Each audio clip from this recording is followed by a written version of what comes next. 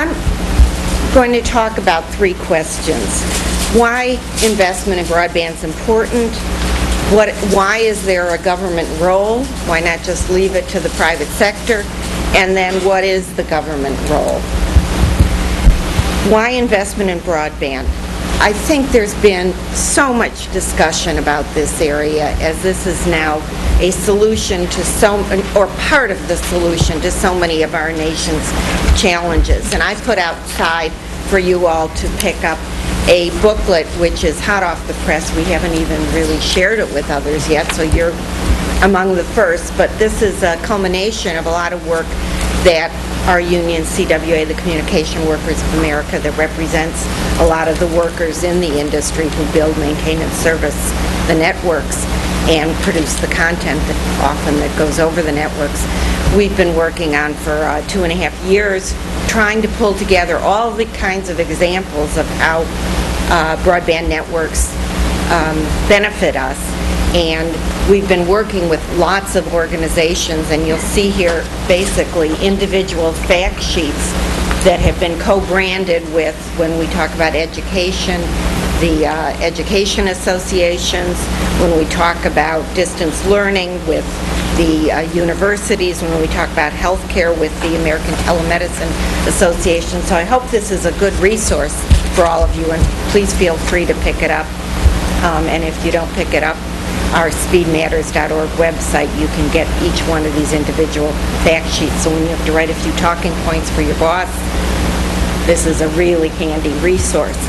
But it talks about how in education, whether we're talking about distance learning, whether we're talking about worker training, which CWA does a lot of, and we've discovered that as you have more capacity, the ability to use online learning, and so workers don't have to travel at night to 100 miles to go to upgrade their skills. People who are re-entering the workforce and have child care responsibilities can be flexible about it. In healthcare, I think we've seen so many examples now of how, in fact, there's a study out that shows that for treating of strokes, telemedicine is as, if not more, effective than face-to-face encounters. As effective, I don't think more effective.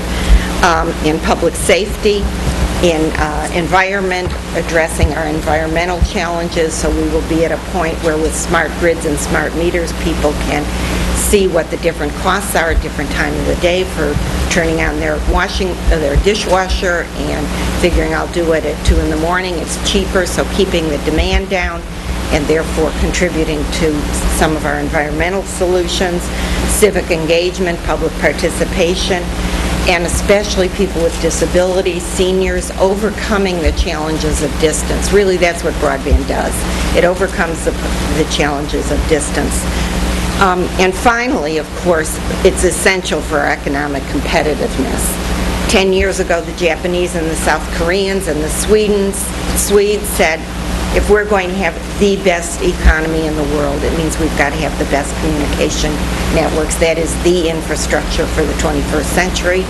And they adopted national policies to get there. I'll talk a little more about that. But we have seen many of the studies. We were doing a lot of fact sheets on this, and I have one also out on the table of the various studies. The most recent one that came out was from the U.S. Department of Agriculture. They looked at communities that 10 years ago had broadband compared to communities that did not, and over the period of time noticed a statistically significant difference in the job creation. At the macroeconomic level, too, this is an arena for job creation. I just want to do one little footnote to that. We can create good jobs, we can create crummy jobs. And one of the things that I'm watching very carefully as we look at the stimulus package are the kinds of networks that will be funded by these grants, the kinds of networks that are creating permanent career-oriented jobs where somebody enters at a certain level, develops their skill, and is able to move up, and also pays the wages and has the benefits that are family supporting. I am concerned that some of the entrepreneurial projects that will be that could be funded. We don't know what will be funded, but that could be funded.